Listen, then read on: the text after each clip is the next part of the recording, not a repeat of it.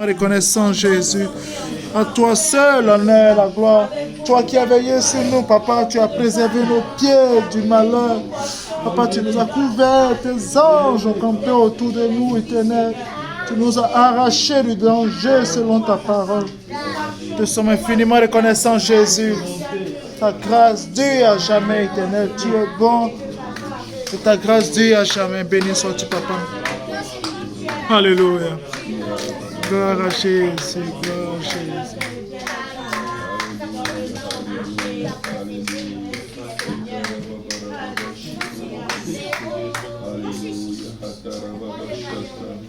Gloire à Jésus.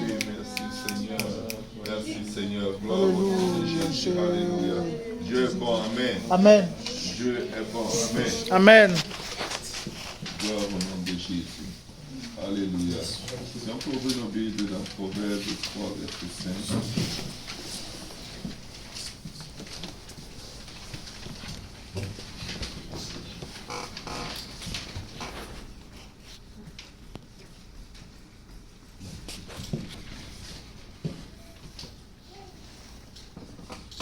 Dieu est bon. Amen.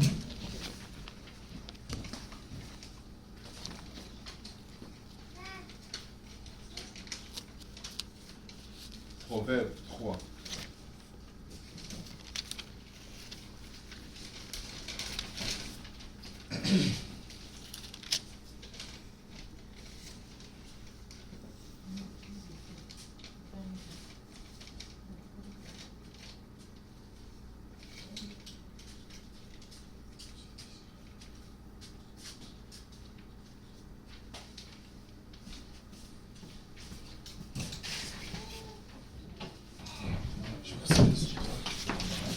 À l'exhortation spontanée d'aujourd'hui, elle ne sera vraiment pas longue. C'est juste ceci. Comment vaincre les agitations de nos cœurs. Amen. Comment vaincre les agitations de nos cœurs. Alléluia. Amen. Est-ce qu'il y a quelqu'un qui veut vaincre les agitations de son cœur? Amen. Amen. Proverbe 3, verset 5. Proverbe 3, verset 5. Amen. La Bible dit, confie-toi en l'Éternel de tout ton cœur et ne t'appuie pas sur ta sagesse. Confie-toi en l'Éternel de tout ton cœur et ne t'appuie pas sur ta sagesse.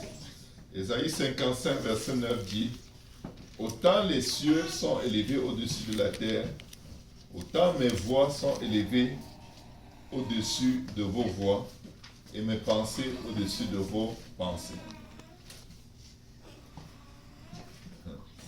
C'est vraiment frappant. Dieu dit, confie-toi en l'Éternel de tout ton cœur. C'est-à-dire qu'il n'y ait pas un aspect. Vous savez, le cœur, c'est le centre des émotions. C'est le centre des inquiétudes. C'est le centre de tout ce qui peut avoir de mauvais en nous. Et la parole de Dieu dit que tout ton cœur fasse confiance en ton Créateur, en celui qui a formé ton cœur. Pourquoi le Seigneur dit confie-toi en l'Éternel de tout ton cœur? C'est parce que nous pouvons. Ce n'est pas un truc impossible qu'il nous demande. Ce n'est pas une tâche extrêmement difficile. Tu peux vaincre les agitations de ton cœur en décidant tout simplement de croire en ce que Dieu a dit qu'il va faire. Amen. Amen. Amen. Parfois, on peut comprendre, on peut se dire, ok, là, tu ne sais pas ce que Dieu va faire. Tu cherches la face de Dieu, tu n'as aucune direction, tu n'as aucun plan. Dieu ne te parle pas, du moins, tu restes convaincu que Dieu ne te parle pas. Mais c'est quoi, pourquoi est-ce que Dieu ne te parle pas? C'est parce qu'il veut t'exposer à toi-même. Il veut que tu réalises que tu avais déjà un plan. Tu cherchais juste son cachet dessus. Ou alors il veut que tu réalises que tu l'aimes tellement que s'il n'est pas dans quelque chose, tu ne vas pas mettre tes pieds là-dedans. Le Seigneur dit à Moïse, je vais envoyer l'ange avec vous. Il ira au-devant de vous. Il va combattre pour vous. Vous allez vaincre toutes les nations qui seront devant vous. Mais moi, je ne viendrai pas parce que vous êtes un peuple au cou raide. Vous n'écoutez pas, vous êtes trop têtu, vous êtes trop rebelle. Qu'est-ce que Moïse dit? Ok, Seigneur, vu qu'on aura la victoire et la sécurité et la paix, ok, nous allons quand même penser à toi pendant que nous serons là-bas. Non, c'est pas ce que Moïse a dit. Moïse a dit à Dieu, si toi tu ne viens pas, moi, je ne suis pas dedans. Je ne viens pas. Je n'entre pas dans quelque chose où tu n'es pas. Même si c'est tous tes anges du ciel qui sont dedans. Je ne commence pas cette affaire tant que je n'ai pas l'assurance que tu es impliqué. Nous pouvons être délivrés des agitations de nos cœurs à tous les domaines de notre vie. Mais nous devons choisir de ne pas céder aux agitations. Une agitation engendre une autre. Est-ce que vous avez déjà vu, vous mettez l'eau dans un bassin, l'eau est calme, mais vous venez à un coin quelconque du bassin, vous mettez votre doigt dans l'eau, ça fait une légère vague et elle s'étale partout jusqu'aux extrémités du bassin. Peu importe à quel point vous avez frôlé l'eau, avec quelle légèreté vous avez frôlé l'eau, ça crée un mouvement dans toute la bassine d'eau et le calme disparaît. Quand tu cèdes à une agitation, elle va engendrer une autre. Quand tu cèdes à une inquiétude, elle va engendrer une autre. Et elle va engendrer une autre. Et elle va engendrer une autre. Et toute ta vie, à un moment, devient une vie d'agitation, de stress. Et je vais vous dire quelque chose. S'il y a quelque chose qui accélère le vieillissement dans nos corps, c'est les agitations et les inquiétudes. Quand tu ne sais pas ce que Dieu veut faire, balance ça à la poubelle. Ce n'est pas ton problème. Dieu ne va pas tout te dire ce qu'il veut faire. Ce n'est pas planifié qu'il te rende des comptes à chaque fois qu'il veut faire quelque chose. Il peut te donner des grands points sur ta vie et te montrer l'essentiel. Cherche premièrement le royaume des cieux et sa justice. Je peux vous garantir devant le Seigneur que si nous sommes vraiment impliqués à chercher premièrement le royaume et la justice de Dieu, ça va d'abord calmer nos cœurs par rapport à toutes les autres choses qui nous agitent. Parce que toutes ces autres choses, il suffit que ton souffle t'ait enlevé, ce n'est plus là. C'est fini.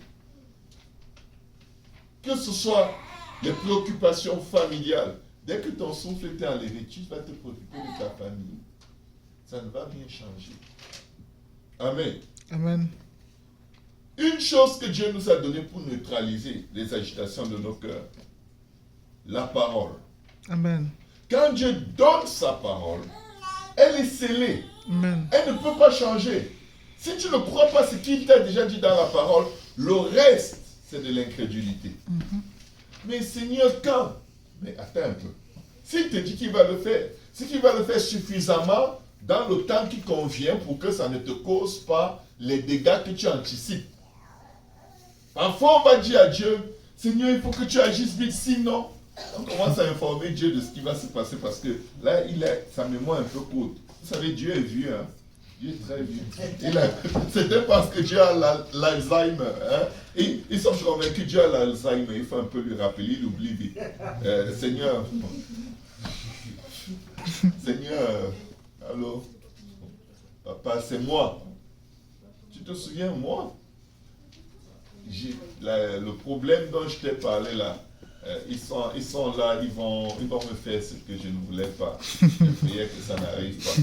Mais Dieu veut que ça arrive des fois. Hein. Aïe, aïe, aïe. Oh, ce que tu redoutes, la Bible dit ce que tu redoutes, c'est ce qui t'arrive. Ah, tu redoutes, tu peux qu'avoir peur d'un truc, tu as peur. Dieu va permettre que ça arrive et il va te montrer que même au milieu de ça, il est Dieu. Amen. Il est Dieu. Et la fin que tu redoutais ne va pas arriver. Sadrach, Meshach et Abed-Nego sont confrontés dans une situation extrêmement rude. Mais ils savent, nous vivons pour Dieu. Et notre Dieu est capable de faire des choses les plus impensables. Là, on me demande de faire un compromis pour avoir une faveur humaine de vivre quelques jours de plus. Ils ont dit à Nebuchadnezzar, regarde, nous savons que notre Dieu peut nous délivrer de la fournaise. Amen. On le connaît. Il n'y a rien qui soit difficile pour lui. Mais on a même une nouvelle supérieure à celle-là. Même s'il ne nous délivre pas, on ne va pas fléchir les genoux devant ta statue. Amen. Même si Dieu ne fait pas ce qu'il a dit qu'il va faire. Amen. Même s'il ne le fait pas quand tu veux. Dieu veut t'observer pour voir est-ce que tu vas garder sa parole. Est-ce que tu vas l'honorer aux yeux de tous? Est-ce que ton attitude va montrer aux gens, les gars, si ce chrétien-là, quand c'est chaud, quand ça va mal, il est tellement magané comme ça, et il vous demande de croire en Dieu comme lui, je crois qu'on est tous pareils à la fin, ça ne sert à rien. Il faut qu'il y ait une différence entre celui qui croit et celui qui ne croit pas. C'est vrai, c'est vrai. Et c'est ça que Dieu cherche. Pourquoi? Il dit que nous sommes une épître vivante. Amen. Ça veut dire que tu es une Bible ambulante. Ton attitude au milieu des difficultés va témoigner que Dieu est vraiment réel. Comment tu peux avoir de tels problèmes et tu es souriant? Et tu es vraiment souriant de l'intérieur vers l'extérieur. Pas souriant sur le visage et dès que personne n'est là, tu as le masque de Nebuchadnezzar sur ton visage. Non, tu es vraiment souriant et tu te réjouis. Parce que les gens t'observent comme tu ne peux pas imaginer. Alors tu vas dire, oh, personne ne sait que tu es chrétien. Je vous garantis, il y a des chrétiens, quand tu regardes, ils n'ont même pas besoin de parler de Dieu. Juste leur façon d'être. Ils ne parlent pas de Dieu là. Il n'est même pas poli, il n'a même pas parlé, il n'a même pas bougé. Tu sens qu'il y a quelque chose de Dieu dans cette personne. Tu as comme envie de lui demander, tu es chrétien. Pourtant, il n'a pas parlé de Dieu. Pourquoi? Parce que l'Esprit de Dieu lui-même rend témoignage que nous sommes enfants de Dieu d'une manière ou d'une autre. Le même Saint-Esprit qui convainc le monde du péché pousse les gens à remarquer la différence qu'il y a entre eux et vous. Amen. Amen. La Bible dit, qui a connu, Romains 11, verset 34, qui a connu la pensée du Seigneur ou qui a été son conseiller? C'est pour te dire, Dieu ne te dira pas toujours. Les jours où il te dit ce qui va se passer, en fait, il t'a déjà donné trop d'informations. Maintenant, afin que tu vives par la foi, il va laisser un vide. Parce que s'il te dit tout, tu vas toujours douter. Vous n'avez pas remarqué, les gens qui ont trop d'informations ne sont pas satisfaits parce qu'ils aient tous les détails et qu'ils voient la chose s'accomplir. Ce n'est pas le nombre d'informations que Dieu te donne qui va fortifier ta foi. C'est ta décision de faire confiance à Dieu au-delà de sa promesse. Amen. Ta foi va s'arrêter à un moment. Mais que ta confiance en Dieu ne s'arrête jamais. Il a promis de faire telle chose. S'il ne le fait pas, il va faire mieux. Amen. Point final. Amen. Même si je ne vois pas sa promesse s'accomplir, je sais qu'il va le faire même si je suis mort. Amen. Et Dieu a accompli beaucoup de promesses dans la vie de beaucoup de gens après leur mort. Abraham, Élisée. Élisée avait reçu une double portion de l'onction d'Élie. Élie avait fait 7 miracles, Élisée en avait fait 14, selon la logique de la double portion. De toute sa vie, il n'a fait que 13.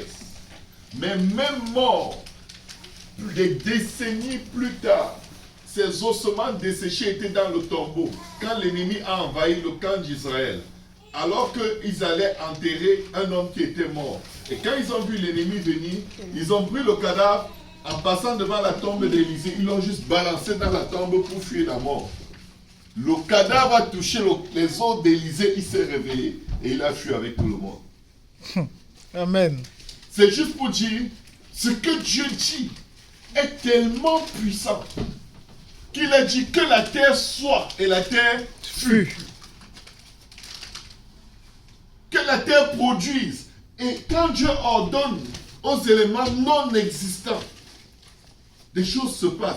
À combien plus forte raison ta vie qui existe déjà et que tu regardes déjà comme un gâchis alors que Dieu voit. Ça, c'est une terre fertile. Je peux faire beaucoup de choses avec une vie qui semble informe et vive comme celle-là. Amen. Amen. Si on m'avait dit à l'homme, si Dieu avait créé l'homme avant de créer la terre, et lui dit, tu vois cette terre qui est informe et vive, c'est là où tu vas habiter. Là, il dit, est-ce que je t'ai fait? Qu'est-ce que je t'ai fait? Mais est-ce que tu sais, Seigneur, que... Regarde, ça ne va pas, c'est des cratères, c'est le feu, là. Mais Seigneur, mais Dieu, quand il dit qu'il va faire quelque chose, c'est parce qu'avant d'arriver là, il y a un processus qui va permettre que lors de l'accomplissement de sa promesse, que tu aies la paix parfaite. La Bible dit c'est la bénédiction de l'Éternel qui enrichit et elle ne se fait suivre d'aucun chagrin. Mais la Bible n'a pas dit qu'elle ne se fait pas précéder de chagrin. Et la plupart des chagrins viennent du fait qu'on est agité. On veut connaître, on veut comprendre. On est sollicité par l'esprit de doute qui vient frapper à la porte tous les matins. Et nous devons résister. Amen. Amen. Amen.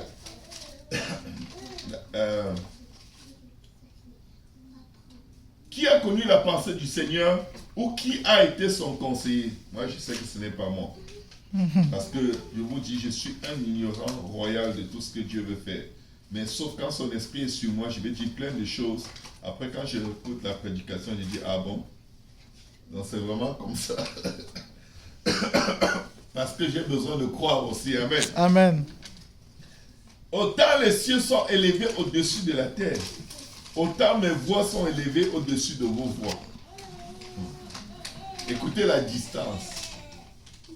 Écoutez la distance. C'est à quel point nous sommes ignorants des pensées et des voix de Dieu. Aujourd'hui, quand nous lisons la Bible, on voit comment le Seigneur dit à Abraham, « Oh, Abraham, tu auras un fils. » On dit, et Abraham crut. Et cela lui fut imputé à justice. On n'a aucune idée du nombre d'injures que sa femme lui a donné pendant des années et le traité d'impuissant. Quelqu'un m'a dit, oh non, elle ne pouvait pas parler comme ça. Regardez, ça c'est Dieu qui a créé cette souris, qui assiste au service alors que certains sont chez eux. Amen. Donc, Hey. Alléluia. Elle a certainement harcelé son mari.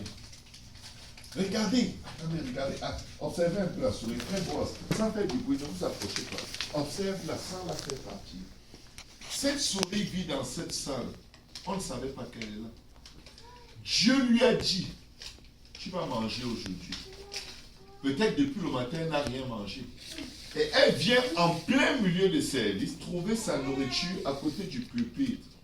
Qui a posé ce truc-là là-bas? La personne ne sait même pas. Juste pour vous dire, vous qui vous inquiétez, c'est que Dieu, ou la personne que Dieu va utiliser pour vous bénir, n'a même aucune idée de quel rôle elle va jouer dans votre vie. Amen. Et cette nourriture, quelqu'un va dire, oh c'est quoi ça une souris dans l'église? Oui, elle est à sa place. Amen. C'est une créature de Dieu. Cette souris vient témoigner contre nous.